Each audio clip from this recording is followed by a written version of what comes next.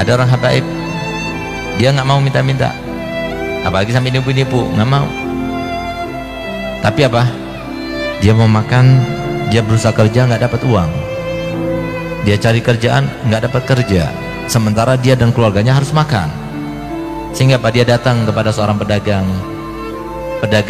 penjual barang-barang kelontongan seperti apa, beras, ya, sembako itu ya. Dia datang, Ji, saya mau beli berasnya Ji, tapi saya nggak punya uang, mau nggak Ji? Saya beli pakai kertas ini. Itulah saya katakan tadi, jangan ditiru tapi gitu. Apa isi kertasnya? Hutang kepada datukku Nabi Muhammad SAW. Hutang kepada datukku Nabi Muhammad SAW. Masya Allah, Haji itu bilang, Masya Allah Bib, dicium kertasnya itu. Ambil Bib, ambil. Taruh di paku. Biasa kan pedagang itu kan, notanya taruh di paku, nanti taruh lagi, nanti satu hari dihitung, tulis. Kesian deh mereka.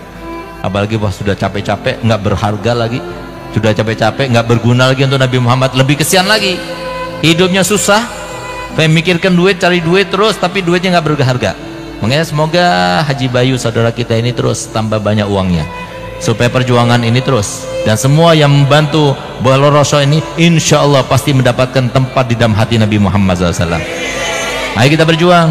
Yang dengan jabatan, yang punya pejabat dengan jabatannya, yang punya uang dengan uangnya, yang kiai seperti ini, beliau datang itu luar biasa. Datangnya saja itu sudah mempunyai, menjadikan sebuah kekuatan untuk apa? Menguatkan keimanan dan ketakwaan bagi mereka yang hadir. Subhanallah, numpuk 1, 2, 3, datanglah istrinya, kamu itu dibohong-bohongi, ya salah perempuan gitu. Dia itu begini, enggak, sampai timbul juga keraguan. Namanya juga seseorang. Makanya kalau setan ya, setan yang nggak kelihatan itu kan luar biasa ampuhnya ya, di dalam membisiki seseorang, apalagi setan yang luar biasa yang kelihatan itu. Nah, setan sekarang yang banyak kelihatan itu menjelma ya, perempuan, apalagi istri gitu. Subhanallah, timbul keraguan dalam hatinya. Iya juga ya, jangan-jangan saya ini bohong ini. Subhanallah, malam harinya bermimpi Nabi Muhammad SAW. Pedagang itu bermimpi Nabi Muhammad. Coba lihat, diperhatikan Nabi Muhammad. Di dunia sudah dibalas oleh Allah, oleh Nabi Muhammad SAW. Apa kata Nabi Muhammad? Ji, kamu itu mau aku bayar di dunia apa di akhirat nanti? Sampai kamu itu meragukan saya tidak akan membayar hutangmu. Bangun tidur dalam keadaan menangis. Masya Allah, udah itu dia ambil sertifikat tokonya itu, dikasihkan sama Habib itu, isi tokonya, sak tokonya dikasihkan. Kali ada yang mau melakukan gitu, kirim ke Bangil sana, kirim ke saya gitu. Masya Allah, coba lihat, diperhatikan. Ada lagi satu cerita, ini terkait dengan akhir zaman. Hati-hati. Ada seorang syarifah punya anak 3, suaminya meninggal, dia nggak bisa bekerja, nggak ada warisan, sehingga kemudian karena terpaksa nggak ada yang bantu. Nah ini harusnya kita cari. Ada mereka zuriat Nabi yang dia itu mau minta malu, mau kerja, dia nggak dapat kerjaan. Nah yang semacam itu kok dibantu, itu langsung nyambung kepada Nabi Muhammad SAW. Semacam itu kok dibantu, itu langsung nyambung kepada Nabi Muhammad SAW. Semacam itu kok dibantu, itu langsung nyambung kepada Nabi Muhammad SAW.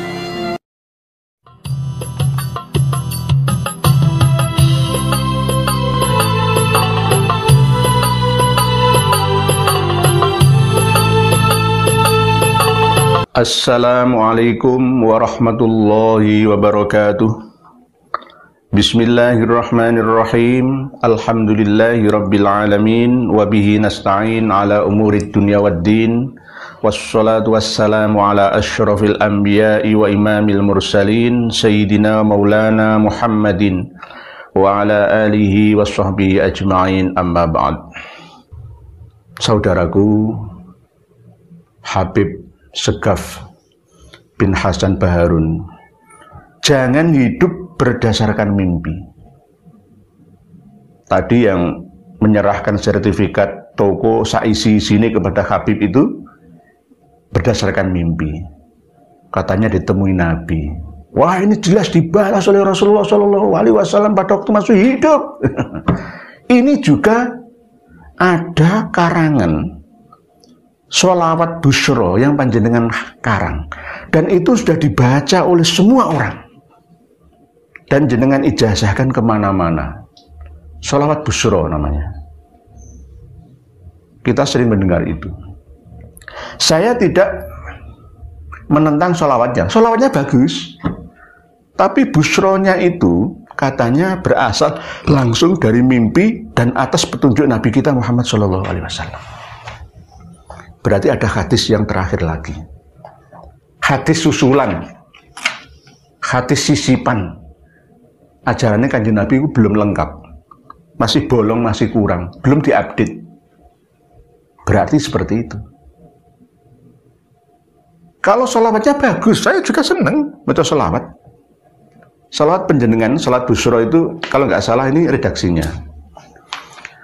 Allahumma sholli ala sayyidina Muhammadin sahibil busyra salatan tubashshiruna biha wa ahlana wa auladana wa jami'a masyayikhina wa muallimina wa dhalabatana wa dhalibatina min yaumina hadha ila yaumil akhirah.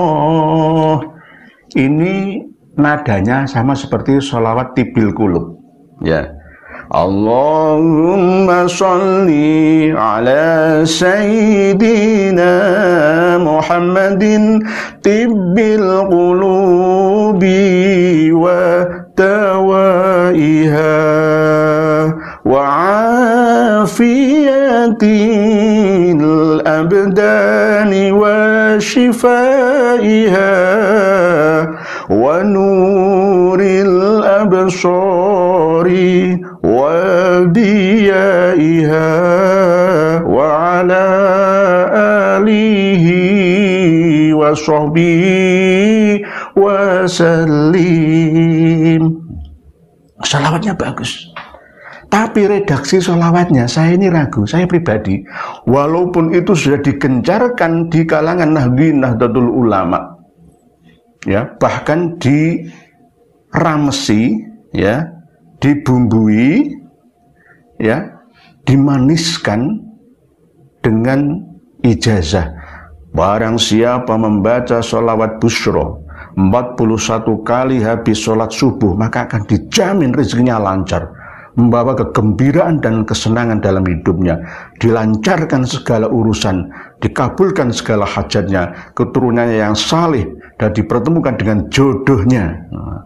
Khasiatnya sama seperti membaca surah Yasin 41 kali. Ini yang bilang sendiri adalah panjenengan, wahai Habib Segaf bin Hasan Baharun, Rektor Institut Agama Islam Darul Lughah wa Dakwah Raji Bangil Pasuruan. Corak seperti ini adalah coraknya sufi. Kalau anak-anak muda di bawah 40 tahun ini nggak cocok lagi dengan hal-hal seperti ini. Karena apa? Akan buntu IQ-nya. Sama seperti pada waktu dulu masih mondok, saya ini dilarang oleh romo yai saya untuk poso-poso dalailul khairat, bahkan menjalankan amalan-amalan hikmah. Dilarang untuk menjalankan mempelajari kitab Syamsul Ma'arif Al-Kubra karya Syekh Ali Al-Buni, begitu juga kitab-kitab Khazinatul Asrar, Mujarrabat Ad-Dairabi, Sumusul Anwar wa Kunuzul Asrar, kitab Al-Awfaq, kitab-kitab yang mengandung hikmah seperti itu dilarang. Karena apa? Bisa membuat otak ini tidak berfungsi normal, maksimal. Cukup dengan mengasah otak, poso Senin Kemis, sholat tahajud, sholat hajat, cukup. Jangan dikasih amalan-amalan. Amalannya adalah belajar dan belajar. Belajar terus dan belajar terus. Mutola'ah, mempelajari kitab-kitab yang diberikan oleh Ustadz dan Yai, Romo Yai. Itu dulu saya seperti itu. Karena apa?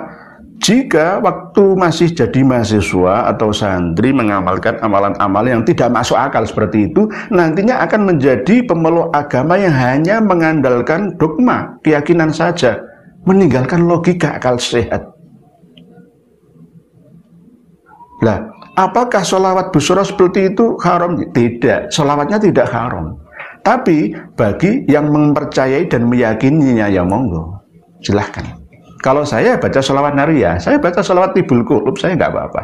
Sholawat munjiat juga saya baca, karena pengarangnya jelas. Kalau ini pengarangnya kan beliau Habib Segaf bin Hasan Baharun, putranya Habib Hasan Baharun almarhum, ya, pendiri Pondok Dalwa pada tahun 1980-an, mulai dirintis berdiri di daerah Bangil itu. Ya, ini bagi yang mempercayainya ya monggo, saya nggak melarang, silahkan, itu hak.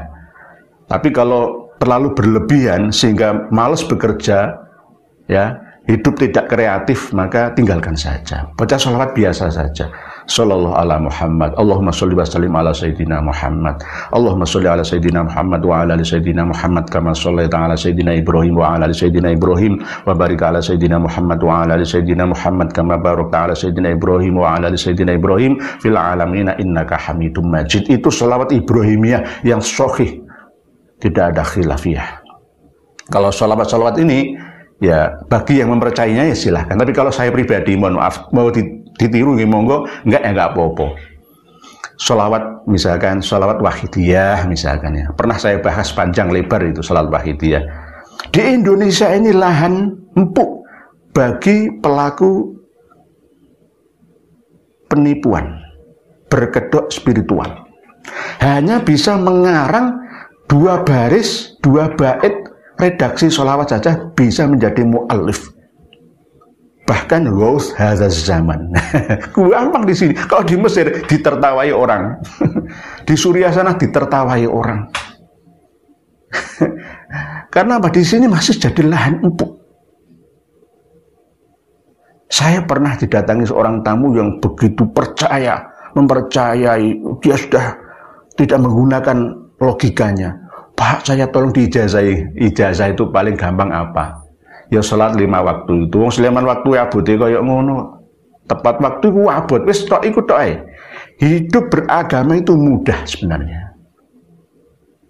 Jangan dipersulit. Supaya orang yang mau masuk Islam itu tidak awang-awangan, tidak ogah, tidak malas. Karena melihat, oh berat Islam itu. Lakukan rukun Islam 5 dengan dasar rukun iman 6. Ya, dan menjadi ihsan sufi sekedarnya saja, berbuat baik dengan sesama, beres. Jangan langgar aturan agama dan aturan negara, surga sudah. Tidak perlu sampai bertele-tele berpuluh-puluh tahun mondok seperti saya, nggak perlu. Ya, simpel sebenarnya hidup ini. Saya dulu mondok puluhan tahun, sekarang cukup 1 tahun 2 tahun sebenarnya. Karena apa? Beda zaman. Ini zaman keterbukaan, tidak seperti dulu. Para pemirsa dan pendengar sekalian, rahimakumullah. Jadi, sholawat busyra itu melalui mimpi. Rasulullah sendiri yang menuntun. Pernah saya bahas, mimpi ketemu Rasulullah itu jangan langsung dianggap itu Rasulullah asli. Bisa saja itu adalah arwah al-muqaddasah atau jin muslim yang kita persepsikan, kita interpretasikan sebagai Rasulullah, padahal dia yang di dalam mimpi itu tidak bilang aku iki Rasulullah, enggak, tapi kita sendiri yang menafsirinya, menakwilinya. Jadi bahaya kalau diteruskan, jadi bahaya itu. Oleh sebab itu berhati-hatilah kita. Cukuplah ajaran yang sudah ada, jangan nambah-nambah ajaran sendiri. Al-yauma akmaltu lakum dinakum wa atmamtu alaikum ni'mati wa raditu lakumul Islam madina. Sudah sempurna agama ini. Hadis-hadis Nabi itu sudah saking banyaknya, baik yang di Sahih, ya, baik yang di Sunan atau di status mutawatir, hasan, masih banyak hadis itu, kok kurang hadisnya ngambil sendiri dari mimpi, itu bagaimana? Aneh dan nyeleneh. Oleh sebab itu, saudara saya Habib Segaf bin Hasan Baharun, rektor IAI Dalwa, mari kita rubah pola dakwah kita bersama. Saya juga akan merubahnya. Saya juga terbiasa di kampus sama seperti panjenengan. Perhatikanlah mahasiswa-mahasiswi, anak didik, santri panjenengan. Seandainya semuanya melakukan seperti apa yang panjenengan wasiatkan menjadi bentuk ceramah tausiah itu, apa yang akan terjadi? Mereka tidak akan kreatif, malas, akan jadi penipu terus, penipu, sama seperti pohon piramida, pohon piramid itu loh, multi level marketing. Terus akan nyabang syajarah, pohon keabadian dalam hal penipuan. Gendam orang, malas bekerja, menipu orang atas nama agama, malas nyambut gawe, tidak kreatif. Lihat negara lain, teknologi pertanian di Vietnam, beras Vietnam begitu murah, harganya Rp2.000 per kilogram. Di sini harganya Rp10.000 per kilogram. Kenapa? Apakah hanya di sana saja lahan pertanian yang luas? Indonesia pun luas. Bagaimana caranya? Kampus universitas sekelas Darul Ulum, sekelas Gontor, sekelas Al Zaitun, sekelas pondok pesantren level-level nasional, internasional, dan kampus-kampus yang ada. Ayo mikirkan ilmu dan teknologi. Teknologi pertanian, teknologi persenjataan, teknologi yang khusus untuk kemaslahatan umat, yang bisa dinikmati bersama masyarakat Indonesia. Itu yang harus kita pikirkan, jangan hanya doktrin dan doktrin saja. Termasuk kembali ke ceramah panjenengan yang awal tadi, bahwa sekelas Habib itu pantang untuk dinguk-diluk.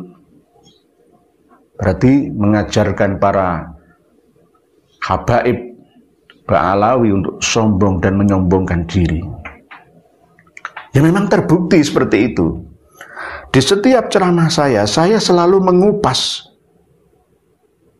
dan menjelaskan kepada umat yang mana ceramah itu keluar langsung dari para Habib Ba'alawi, supaya masyarakat semakin cerdas dan bisa menilai sendiri siapa yang lurus dan siapa yang tidak lurus. Ternyata memang benar, tidak hanya katanya, kila wakola, kola wakila, jari ini tidak, tapi terbukti memang ceramahnya para Habib itu banyak yang menyesatkan umat. Penuh dengan doktrin, trik dan intrik, klinik, klasik yang tidak mencerdaskan umat. Buktinya jenengan dengar sendiri. Tidak hanya ini, saya punya ratusan video itu. Nanti dibilang, oh iri dengki, saya tidak merebut dan mengakui saya sebagai cucu Nabi besar Muhammad SAW. Saya cukup sebagai umatnya Nabi besar Muhammad SAW. Saya bukan berasal dari NAT atau NAAT. Saya tidak berasal dari golongan manapun yang mengklaim sebagai cucu Rasulullah SAW. Tidak. Cukuplah saya sebagai umat beliau. Saya akan marah jika ajaran beliau yang saya ikuti, yang saya anut, dicemarkan, dilecehkan, dikotori dengan doktrin-doktrin yang tidak ada dasarnya. Doktrin karya anak bangsa yang tidak berguna. jika diamalkan akan menjadi bencana. Untuk saat ini, bahkan sampai nantinya, ini yang tidak saya inginkan. Saya ingatkan, mari buka surat Luqman ayat 18.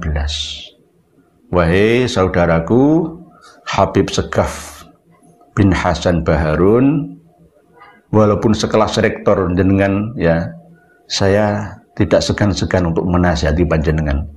Kalau jenengan masih mendengarkan saya, berarti jenengan termasuk mentaati aturan dari Allah dan Rasulullah. Tetapi kalau jenengan tidak ngereken, tidak menggubris, malah justru berpaling, memalingkan muka dan meremehkan saya sebagai keroco dan curut, berarti ada yang tidak beres dalam keyakinan panjenengan.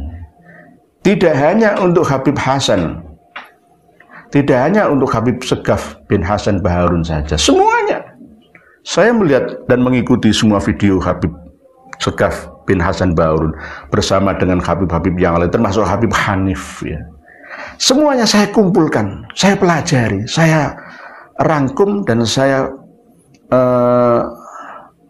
jadikan sebagai bahan renungan bagi saya. Ternyata oh begitu ya, ternyata selama ini ingin mendirikan dinasti sendiri di negeri ini, ingin diagungkan, diunggulkan, dipuja, dipuji, bahkan disembah kalau bisa. Ini yang terjadi. Baru kali ini ada seorang kiai kampung seperti saya mau mengutarakan ini, karena saking nemennya. Dan anehnya banyak pula saudara-saudari kami yang tetap mau menjadi budak-budak di negeri sendiri. Diajak merdeka itu sulitnya minta ampun. Ya wajarlah, perlu tahapan. Ya tetap bersabar, insya Allah. Batu yang keras sekalipun jika akan ketetesan air pasti akan ada bekas lubangnya. Pasti sekeras hati manusia, pasti jika dinasihati seperti nasihat saya ini, pasti suatu saat akan luruh, ya, akan lentur, ya, dan terseraplah energi kebaikan. Sadar sesadar-sadarnya. Insya Allah seperti itu. Ingatlah cerita Ibnu Hajar itu. Kenapa kok dinamai Ibnu Hajar? Anaknya batu, ya itu gara-gara batu itu. Dulunya itu dedel pada waktu mondok, terus akhirnya gak kerasan, melayu, akhirnya sembunyi di gua. Di dalam gua yang gelap itu ada tetesan air, netes di batu. Tes lama-lama batu itu ya bolong, ya. Oh, berarti walaupun otak dan hati ini kaku, keras, lama-lama kalau ketetesan air nasihat keilmuan, ya, lama-lama pasti akan masuk lah. Tidak ada kata-kata putus asa. Wala tayasu mir rauhillah. Janganlah kalian semua berputus asa dari rahmatnya Allah. Begitu juga nasihat saya pun tidak akan